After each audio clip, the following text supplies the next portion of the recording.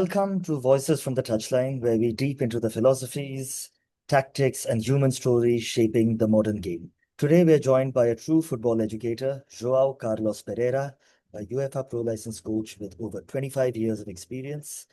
Coach João has led teams across Portugal, Switzerland, Cyprus, Kuwait, and Qatar. His journey has taken him from winning league titles with Grasshopper Club Zurich to nurturing elite youth talent at the Aspire Academy in Qatar, where he worked closely with some of the brightest prospects in world football. Beyond results on the pitch, João is renowned for his ability to blend tactical innovation with cognitive and psychological training. In this episode titled Developing Modern Footballers, Philosophy, Tactics, and the Mind, we'll explore how João integrates mental training into daily practices, his insights from working across different cultures and leagues, and the lessons he's carried from learning alongside legends at clubs like Barcelona and Ajax. Coach João, it's an honor to have you with us. Welcome to Voices from the Touchline. Thank you very much. Welcome. It's my pleasure. Yes, so it's amazing to have you. I've had another podcast with you in the past, and I think you put in great value, and that's why I'm delighted to have you on. So let's get started then with my first question. You've coached across different cultures and age groups. How do you integrate cognitive training into your coaching sessions, especially with young or developing players? Well, as you said, I think decision making should be present at all costs. Every exercise should have a cognitive load. Every session should put players under the challenge of making decisions. Coaches should create scenarios and propose or design exercises that would allow them to explore, to interact not only with the environment, but above all with the game itself, with the circumstances of the game, the affordances that arise from each interaction. And players should mostly be facing challenges like constraints or whatever is prescribed by the coaches in a way that they can reach some objectives. Yes, and I want to pick your brains further on this because I want to tell the world that your uniqueness is that you have coached in the top division of Portugal, which is huge. I mean, only a handful or very few coaches have done that. So, what mental characteristics do you look for or try to develop in players to prepare them for high pressure match situations? I think you said it all when you mentioned that the high pressure, the games are changing throughout the world, throughout the leagues. Of course, playing in a league like Portugal, even though it's a demanding league, it's not as demanding as, for example, the top five in Europe, for instance, in England or Germany, because games are different, the culture is different, players are different, and players should be able to adapt to the circumstances. So one of the main characteristics I would highlight would be adaptability, because every game is unique. All the actions do not repeat themselves. It's a non-linear environment. So they should acquire some game intelligence, have some knowledge about the logics of the game. Players should be resilient because obstacles are something that they will have to face at every instance. I think that for me, one of the most important traits of personality for a high level player is his capacity not only to survive in this type of environment, but most of all to thrive in this type of game related or game demandings. So the game environment, well, they should be bold, they should be creative, they should be proactive, they should be aggressive, and they should be leaders, because in the end they should also be autonomous. But in the end, a player should have this capacity to lead, and to not only interact with his peers, but most of the times to be leading, and being able to how would I put it? How would I put it? To have the ownership of his decisions. I think this is very important, because in the end, players, they need to survive in a game where mistakes are being made all the time. They have to learn from them. They should be lifelong learners. So basically, if we mention the traits for a high level football player, I would highlight these ones mostly. Oh, some brilliant insight there for sure. I wanted to talk more about your time at Aspire because that's such a prominent academy. So you've worked extensively in player development at Aspire and other clubs. So what would you say are the essential pillars of developing a player for modern football? Sorry, can you repeat? Yes. So again, touching on your Aspire experience, what you've worked extensively in player development at Aspire and other clubs. So what are the essential pillars of developing a player for modern football? Mhm. Well, I would mention culture. I would mention environment, the quality of the stimuli. I think the environment should be there should be a learning environment and a challenging one, high demanding match circumstances and training sessions. I think people, it's paramount. Not only the quality of the professionals, but the quality of the character, the process, and why not mentioning the infrastructure? Because in the end, if you don't have the right spaces, the right pitches, the right tools, it will be harder to have an impact in player development. Definitely. And, since you have coached in so many nations, what role does multicultural awareness play in your approach to mentoring younger players from different backgrounds? Hmm. Look, we are facing times where knowledge, where information is being transmitted widely throughout the globe. I think one of the most important things for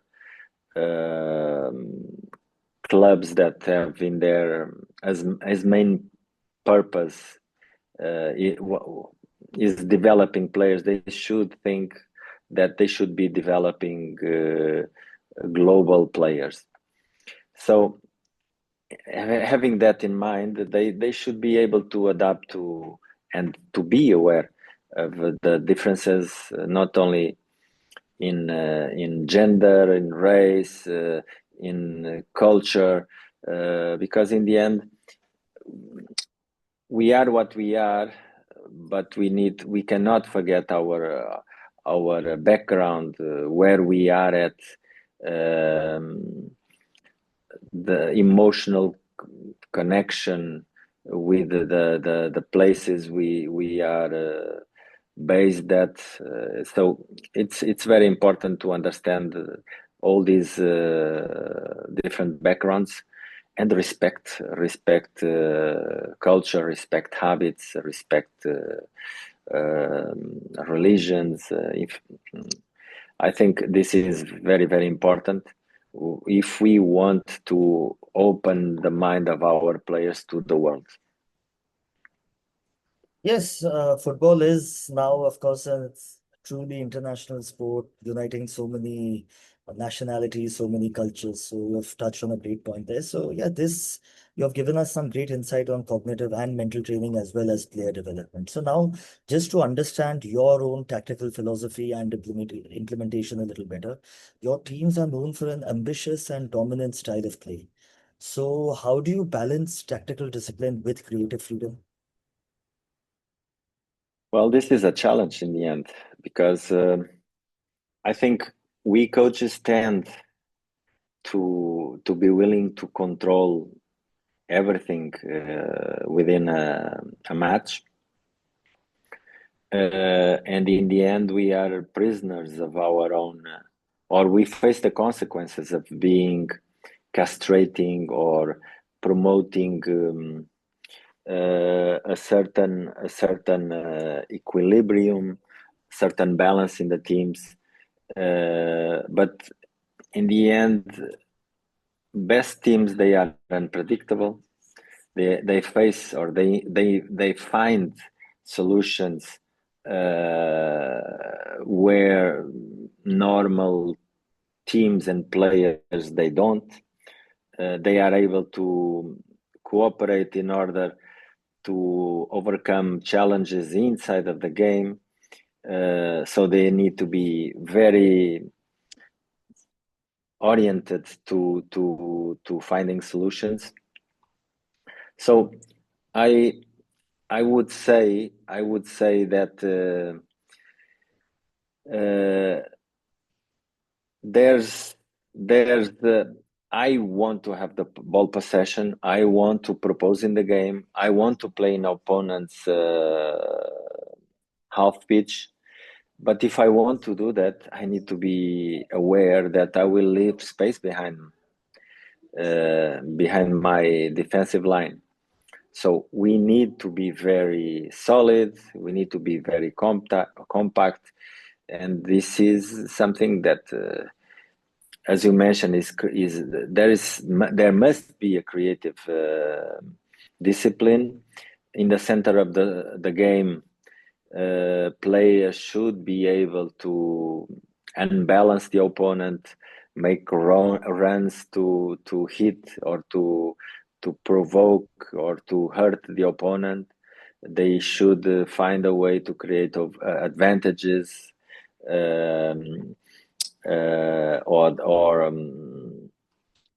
of to have superiority or other type advantages, but we need to be ready for a moment of ball loss. And if we are well organized, if we are balanced, if we are very well positioned according to the circumstances and the situations of the game, it will be easier for us to regain the ball possession and not allow spaces or opportunities for the opponents to counter. In the end, this is a game of opposition and cooperation. We need to cooperate in order we do not allow the opposition to overcome our pressure or our balance. Definitely, the style of play sounds exciting. But then again, you've worked at in so many different countries. So how do you adapt your tactical approach when moving between leagues? So, all leagues have a typical playing style. So how do you adapt between Portugal, Switzerland, Qatar, for example? Look, we need to understand complexity. We need to understand that there are different types of games. And within each matrix, within each style of game in one or each culture in a particular country, opponents are different. The circumstances of the games change. If you are winning or if you are losing, this has definitely impact in the interactions and the actions of in the game, not only of your team but also in the opponent's team. the emotional game is also very important to understand. Are we winning? Are we losing? Do we need to win this match? It's an important match. All the pressure, all the circumstances create a framework for each match. And that's why I'm an advocate of a game plan that suits the needs and the circumstances of each, not only of each opponent, but of each game. Yes, I can imagine how paramount adapting and customizing approaches would be. So in your experience, since you have worked with so many players of different ages, different levels, what are the biggest tactical gaps young players struggle with when transitioning to senior level football? Well, the first challenge they face is the lack of opportunities. Because between the age of 18 and 22, 23, I believe that this is a very, very important period of any player development. They need to have the right challenges. They need to have the right approach. They need to be competing regularly. If they don't have competition, they will never leverage their development. It's very important that they play. They need to play in a challenging type of competition where they would not feel comfortable, or where we could feel that the player is that type of environment is too easy, but it can never be too demanding or too difficult in order they don't compete or they don't play, because players evolve in training sessions with stimuli in training sessions, but also they develop a lot with the stimuli in matches. So it's important that this transition is done properly, with the criteria, with the method, and slowly players will layer their knowledge, will layer their skills, and they will be able to put themselves in a different level and in a different type of competition. And this is for me very, very important. It is 100%. And again, to understand further about your training methodology, can you walk us through a typical training week when preparing a team for a decisive match? Like, how do you structure the physical, tactical, and cognitive elements? Now, first of all, everything is connected or interconnected. There is no physical, no tactical, no emotional or mental, no technical. Everything should be reflected in a complex way. I would say that the preparation for a certain match at the weekend starts in the previous week, because it's a matter of methodology. But I like to start planning the next match in the -1 in the match -1 day, because in the end everything is prepared. We did the last training session for the next day, next opponent, which is the next day, and this is the moment we should start already to gather, having all the information gathered, to start to look at the type of opponent we are having through the reports that arrive to the desk of the head coach or the manager. And we should start to think, at least define the main goals for the week, and start to think what type of exercises, which type of sessions we need to design and create to prepare for this match. Also, it's important that we develop a match plan in order we implement this match plan throughout the preparation of the week. And then we cannot ignore our last match. We need to take information from the reflection post match, try to understand what were our critical points of success or our critical points for to be unsuccessful, or our pain points, what were the difficulties we had to deal with. And having all this information, we have to think that in the beginning of the week we need to recover, but we can use this recovery in a way that we can tackle some of the things the team were experiencing negatively, and then start to implement the match plan according to our own game model, style of play, and finally go more specific into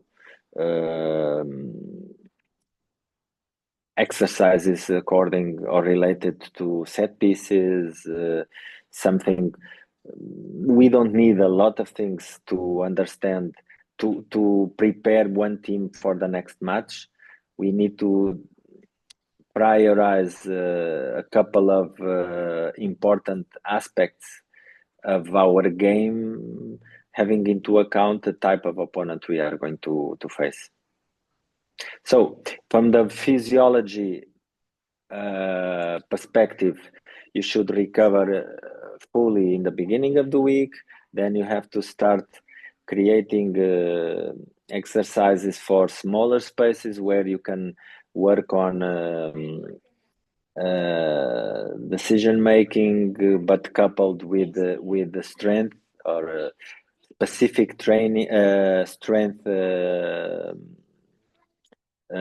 exercises. Then you have to create more space or make exercises with more space in order you stimulate your players for bigger areas, for more specific resistance related to the game. And then you start to go into smaller spaces again with more reaction or speed, quicker actions, transitions, in order that we start to have into account that our team needs to be fresh and prepared for the match, not only physically, but also from the mental perspective, because in the end, you have to make your players feel good. You have to make them prepared and feel confident with the type of work we are doing, because in the end, we are going to compete, and competition is very cruel, and you need to be ready. For sure, I think you've gone into some fantastic detailing over here. It's really painted a very, very clear picture for the audience. Now, I'm also very inquisitive about the fact that, you've spent time at Barcelona as well as Ajax. So can you just tell us about in detail, because I'm sure a lot of coaches are inspired by, or especially youth coaches are inspired by the Ajax and Barcelona model. So what key methodological insights influenced your coaching style the most over there? Look, every country, every team, every academy must have their own program, their own traits of identity. At some point in my career, it was very, very important to have had the opportunity to go to Holland to experience and be in the place, watching all the teams from the first team to the smallest kids in the toekomst in Amsterdam. I went there more than once. I was there. I would spend every day long in the academy or jumping to the Ajax Arena to watch the first team and try to understand the culture, try to understand the whole methodology, as well as in Barcelona, for example, as you mentioned. I had the opportunity to be there with three different coaches in three different moments of the club. The first one with Rijkaard, the second with Pep Guardiola, and lately with Xavi Hernandez. So I have had also the opportunity to be in Offenheim or in Germany with clubs like Eintracht Frankfurt, like Stuttgart, in Spain in other clubs like Villarreal, Real Sociedad, Athletic Bilbao, Sevilla. So what I noticed that every club has its own program. Benfica, Porto, Sporting, they have fantastic academies also. They are able to attract and develop talent. So this is being done all throughout the world, and this is like a place where everything gets together in order clubs shape the future talents of football. So you can imagine what type of insights and influences I've had from all these places I visited. So I had the opportunity to talk to highly qualified coaches, to experience and to feel from the touchline the sessions, the environment, and all these shape players.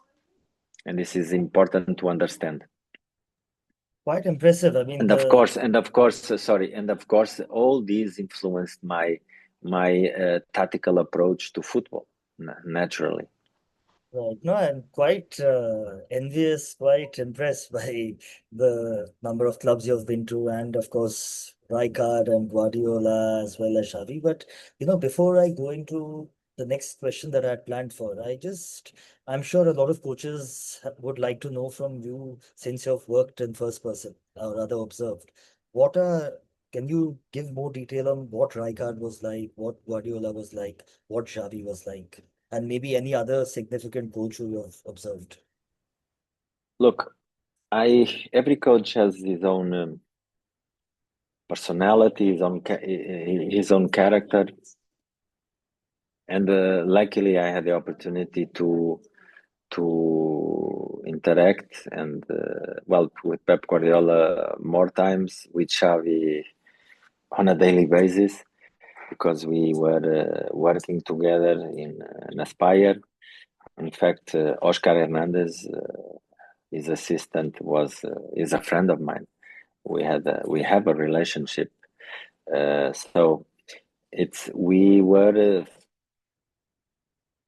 thinking and breathing football every day, long hours sometimes, discussing concepts, ideas, and this is very important. One of the things I can tell you, for example, about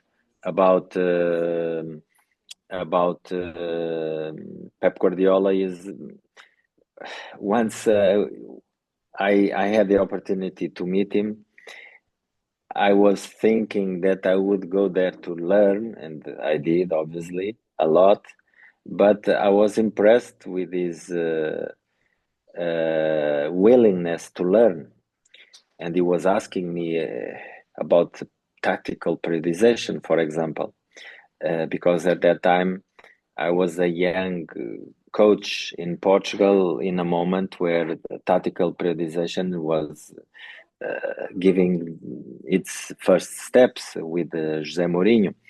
So it was quite revealing to understand that a coach that have had the opportunity to win the Champions League, La Liga, La Copa, Recopa, he was a serial winner, And the first time he has an opportunity to sit with me, he asks me about something because he wants to learn. So you can imagine all the biggest coaches, of course, some of them have a lot of knowledge, but some of them, they are still willing to share and to learn from the other peers. So it's important to understand that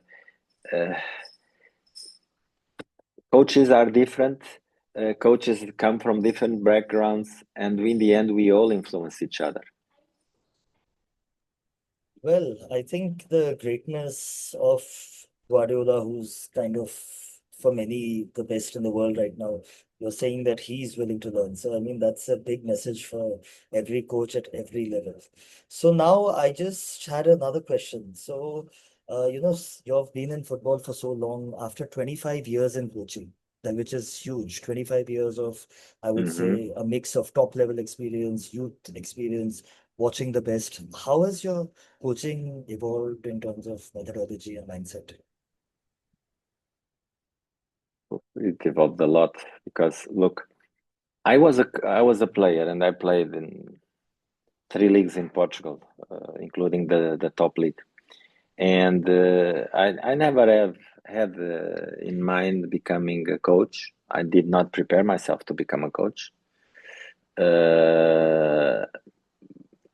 But I was already questioning a lot of things, especially why are we doing so much physical work if football is not about that? It's not about running a lot, it's about running well, being in the right place, in the right moment, making the right decisions. I was kind of processing all this, and by the time I had to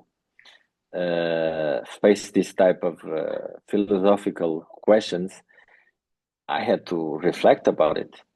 So I think this was important for me to understand that in the beginning I was training like every other coach in my times of player, but then I started to look for the edge, try to become innovative, try to be in the edge of knowledge, try to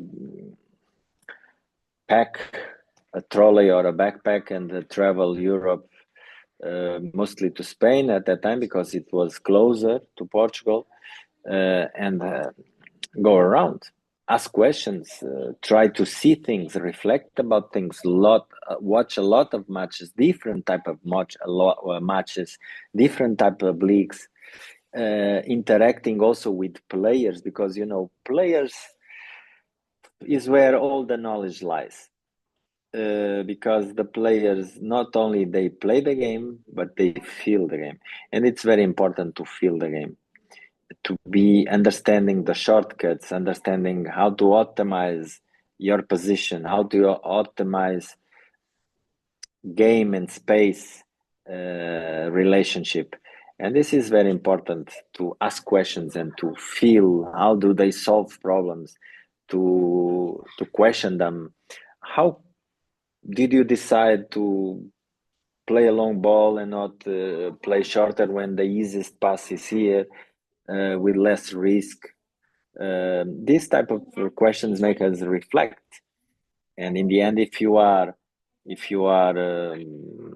keen enough to understand, if you ask the right questions, you find some answers, and you even open other doors and other threads. So I think this is important to know, to share that I'm not the same coach I was 28 years ago or 30 years ago anymore. We evolve. We tend to look around. We tend to look our opponents, our strongest opponents, our biggest defeats can be very, very important for us to find the path for the next winnings. It's very important to reflect about what we do, what we have to face. Definitely. And now, with all your vast experience, if you had to, in let's say 30 seconds, if you had to give advice to younger coaches, one piece of advice, what would it be? Learn, question, reflect. After each training session, we have tools now. We have videos, we have cameras, we have tools that allow us to look at the games and or exercises and take from there some key takeaways in order we can build knowledge, we can build a framework, and I think this is very, very important. We can never be satisfied. The path to knowledge is open.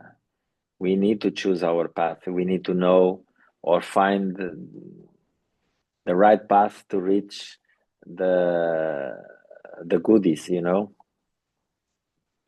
Well, I think this was a tremendous chat, Coach Joao, because you have come with so much experience, so much pedigree. You have coached at the top level. You have worked with some top people. You have kind of worked in different environments, youths, adults. So this was very refreshing, very, very, I would say, an intellectual discussion and superb for all the coaches listening. So thank you so much for giving your valuable time because I can understand that a coach of your profile, of course, has a million things to do and it shows your passion as well as your greatness to actually give half an hour, 40 minutes of your time. Thanks a lot for this.